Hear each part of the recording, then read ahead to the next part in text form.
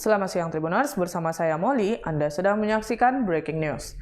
Kejati Sumut menahan 4 tersangka dugaan tindak pidana korupsi pada penyalahgunaan belanja tidak terduga penanggulangan bencana non-alam dalam penanganan COVID-19 status siaga darurat tahun 2020 di Kabupaten Samosir. Adapun keempat tersangka ditahan, yakni inisial SES selaku rekanan, MT selaku PPK Kegiatan, SS PPK Kegiatan, dan JS Sekda Samosir. Keempat tersangka ditahan terkait dugaan korupsi dana penanggulangan COVID-19. Kasipenkum Kejati Sumut, Yos Tarigan mengatakan, keempat tersangka saat ini ditahan di rumah tahanan atau rutan kelas 1 Tanjung Gusta Medan. Yos mengungkapkan dalam waktu dekat berkas dilimpahkan ke Pengadilan Tipikor Pengadilan Negeri Medan untuk segera disidangkan. Menurut Yos, alasan dilakukan penahanan keempat tersangka yaitu dikhawatirkan tidak kooperatif, melarikan diri, takut menghilangkan barang bukti, dan mengulangi perbuatannya. Aturan tersebut tertera dalam pasal 21 ayat 1 Kitab Undang-Undang Hukum Acara Pidana atau KUHAP. Yos menjelaskan para tersangka juga akan segera disidangkan di Pengadilan Tipikor pada Pengadilan Negeri Medan. Diberitakan sebelumnya, anggaran belanja tak terduga penanggulangan bencana non-alam dan penanganan COVID-19 di Kabupaten Samosir tahun 2020 digelontarkan senilai 1.880.621.425 rupiah. Dari hasil audit akuntan publik menyebutkan, keempat tersangka diduga mengakibatkan kerugian keuangan negara mencapai Rp944.050.768. Kejati Samosir sudah menetapkan 2 orang tersangka, yaitu JS Sekda dan SS PLT Kadis Perhubungan, Pemerintahan Kabupaten atau Pemkab Samosir sekitar Februari 2021 lalu. Namun, kasus dugaan korupsi ini sempat kandas di Pengadilan Negeri Balige. Pasalnya, Kejaksaan Negeri Samosir kalah dalam sidang pra-peradilan pelawan Sekda Samosir JS. Dalam sidang pra-peradilan yang diselenggarakan pada tanggal 12 Juli 2021 lalu, pihak Pengadilan Negeri Balige memutuskan bahwa penetapan tersangka kasus tersebut tidak sah. Hakim dalam pemutusannya mengabulkan permohonan pra-peradilan dari pemohon 1 dan pemohon 2 atau Jabiat Sagala dan Sardo Siru Mapea untuk seluruhnya. Hingga Kejaksaan Tinggi Sumut pun mengambil alih penanganan kasus ini. Kejati Samosir sebelumnya membeberkan kasus tersebut merupakan dugaan penyalahgunaan belanja tidak terduga, penanggulangan bencana non-alam dan penanganan COVID-19 status siaga darurat pada semester 1 periode 17 Maret hingga 31 Maret 2020 dengan anggaran belanja Rp410 juta lebih untuk kategori belanja kebutuhan suplai makanan jenis telur, susu, dan vitamin C dengan pengadaan 6.000 paket makanan dari total mata anggaran Rp1,8 miliar. Di Kejati Samosir, JS dan SS kemudian disangkakan melanggar pasal 2 subsidi 3 Junto, pasal 55 ayat 1 KUHP Junto, pasal 18 Undang-Undang Tipikor.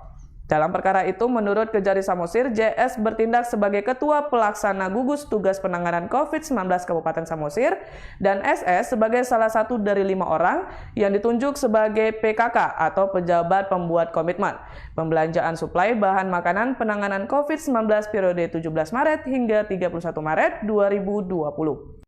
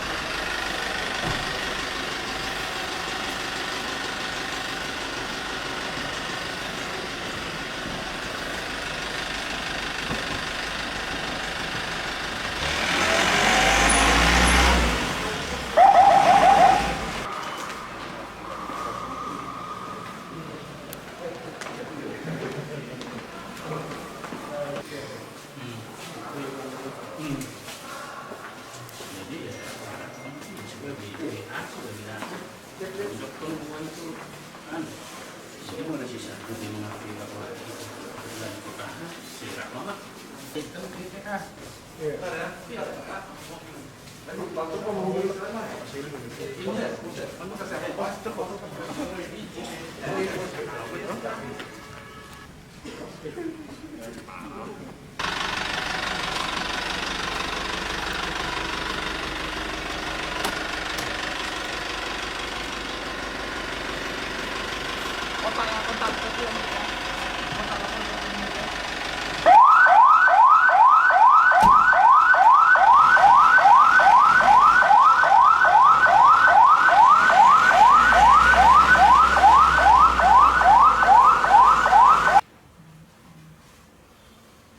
Ya, benar ya. Pada hari ini Kamis 17 Maret 2022, tim Jaksa Penuntut Umum pada bidang Pitsus Kejaksaan Tinggi Sumatera Utara dan Kejaksaan Negeri Samosir melakukan penahanan terhadap 4 terdakwa yang terkait kasus dugaan korupsi penyalahgunaan dana bencana non-alam dalam penanganan COVID-19 status siaga darurat di tahun 2020 Kabupaten Samosir. Keempat terdakwa tersebut inisialnya pertama JS, kemudian S, DS, ketiga SS, kemudian MT. Pada dugaan korupsi tersebut, dari perhitungan kerugian negara oleh akuntan publik yang dilakukan oleh tim dari penyidikan Pitsus Kejatisu pada waktu itu menghitung adanya kerugian negara sebesar 944 juta 50.768 rupiah. Nah, saat ini keempat terdakwa dilakukan penahanan di Rutan Tanjung Gusta kelas 1 Medan. Selanjutnya segera ya secepatnya akan dilimpahkan ke persidangan di PN Tipikor Medan untuk disidangkan. Demikian, terima kasih. Demikian breaking news kali ini. Nantikan terus informasi terbaru lainnya di Facebook dan kanal YouTube Tribun Medan TV.